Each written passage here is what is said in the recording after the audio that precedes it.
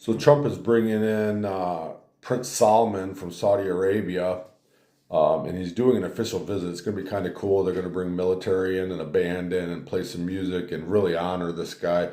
He's the crown prince of Saudi Arabia. He's going to be replacing his father as king. When his father either passes away or finally gives up the throne. His father, King Salman, is 89 years old and doesn't do official visits or anything anymore. He doesn't really move around like he used to at 89 years old. Really, this move, Trump is talking about solidifying some financial ties, probably oil. The oil problems, but it's also talking about defense agreements because we need to work with Saudi Arabia to defend for our properties there, and also to make sure we can properly defend Saudi Arabia's boundaries because it's a big barrier between Iran and Saudi Arabia and some of the other negative countries that want to destroy Israel and destroy the United States. Having Saudi Arabia on our side with defense agreements has always been a great ploy, and that's what we're going to do. But really, it's 3D chess again because Trump in this situation wants to get the biggest player in the Middle East, Saudi Arabia, to come around and join these Abraham Accords. If he can get Saudi Arabia on the Abraham Accords, which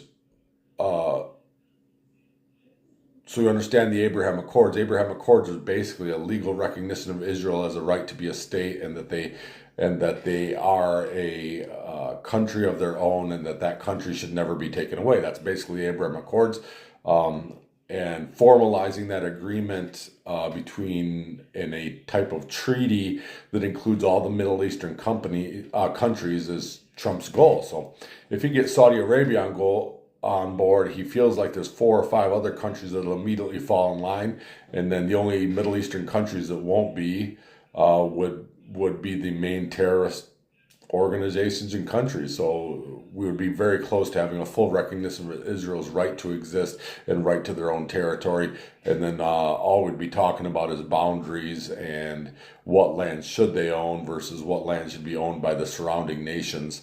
I don't believe ever we'll have a Palestinian state because never in the history of the world has there been a Palestinian state. Palestine's always been a region that's been owned by other countries. It's never been a state of its own. Jordan owns a lot of Palestine. Egypt owns part of Palestine. Syria owns part of Palestine. Israel owns part of Palestine. There really doesn't need to be a 2-state solution because there's never been a country called Palestine. Palestine's a region. If all those other countries want to give up their territory, I think we could create a Palestinian state.